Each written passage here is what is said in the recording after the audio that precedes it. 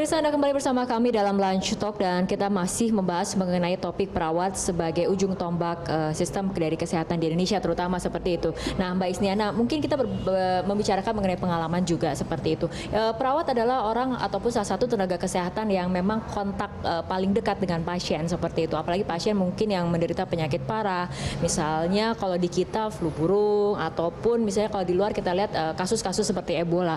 Ini bagaimana SOP-nya untuk kemudian melindungi perawat itu sendiri agar terlindungi dari kontaminasi penyakit? Oke, secara awal kita di pendidikan juga sudah dijelaskan bagaimana standar precaution masing-masing penyakit. Jadi kita tahu bahwa ini penyakit proses penularannya melalui apa? Apakah melalui udara atau kontak langsung atau melalui cairan tubuh.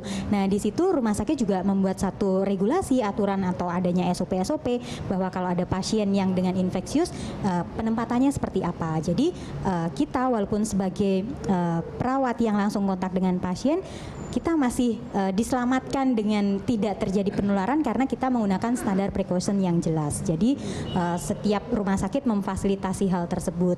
Jadi kita menggunakan sesuai yang ada. Kalau misalnya pasien tersebut infeksius, ya kita harus pisahkan pasien itu. Bentuknya juga bermacam-macam sih. Apakah dia harus dimasukkan ke ruang isolasi atau dengan sistem cohorting. Kalau sistem cohorting itu yang tidak membutuhkan tekanan negatif, tetapi kita mengumpulkan dengan satu penyakit yang sama. Karena ini kan perawat dengan pasien nampaknya kontaknya nggak ada barrier, nggak ada itu ya. Betul, selain pasien ada juga dokter gitu ya. Betul, semua tenaga kesehatan. Pak Rohman,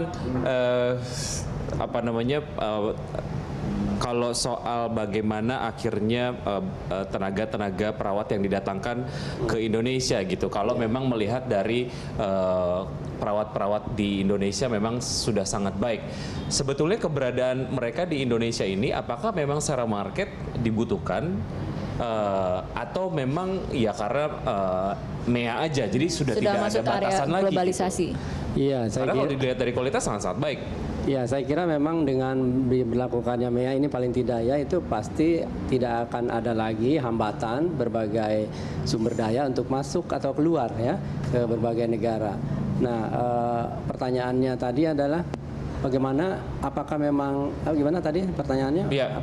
Apakah memang ada marketnya di sini atau memang karena MEA saja nggak ada boundaries, kemudian memang mereka bisa masuk aja? Artinya apakah keberadaan mereka dibutuhkan atau tidak sebetulnya? Ya, saya kira memang masyarakat kita membutuhkan. Buktinya sekarang ini banyak yang berobatnya tidak di sini ya, ke luar. Artinya mereka mencari barangkali kan pelayanan yang terbaik, dan oleh karena itu berbagai negara juga akan menangkap itu, dan itu sehingga perawat-perawat yang ada di negara lain akan datang ke sini gitu.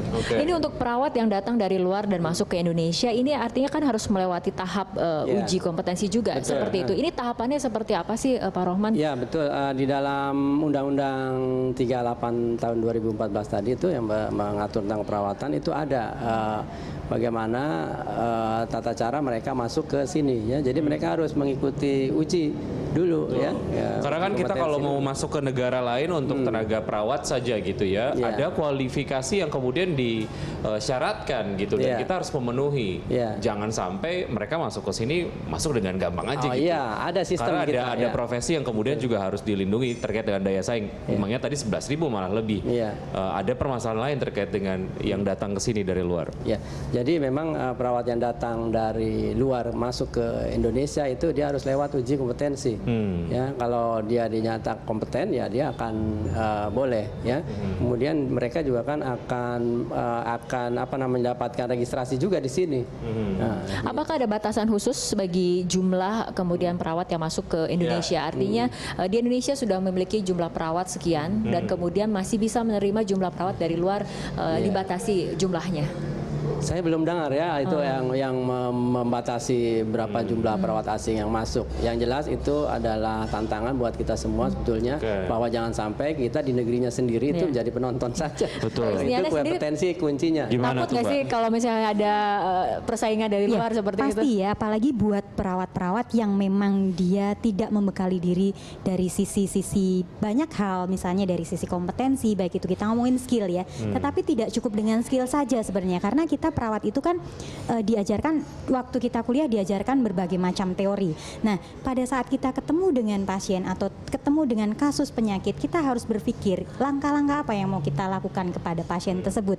Sehingga yang perlu kita asah di sini perawat kita di Indonesia adalah meningkatkan critical thinking mereka, karena critical thinking itu kita tidak bisa mendapatkan di bangku kuliah karena ya kalau Learning by doing, ya ya. learning by doing, dan kita harus bisa melihat sense of emergency yang ada di depan kita. Kalau kita Oke. tidak melakukan itu, dampak ke depan berapa menit saja, apa yang akan terjadi? 10 hingga 100% kita ada di mana kesiapannya? Kesiapan untuk kita menghadapi PMEA, Iya.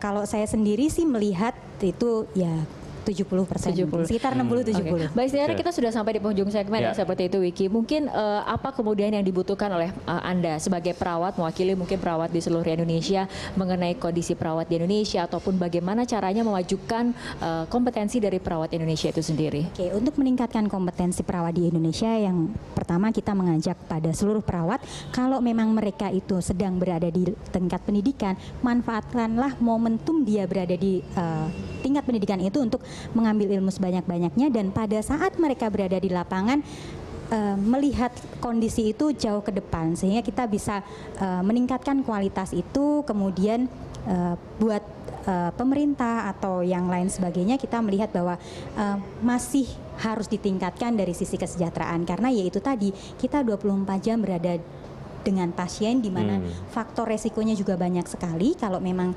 kesejahteraan itu kita tidak dilihat, pasti orang tidak akan tertarik lagi untuk menjadi perawat. Nah, nanti akhirnya akan terjadi shortage, atau kalau di luar mungkin shortage itu karena baby boomer ya, tapi kalau di kita karena faktor yang lain, bukan karena baby boomer. Oke. Pak Rohman. Ya, saya kira memang jawabannya adalah kompetensi tadi ya.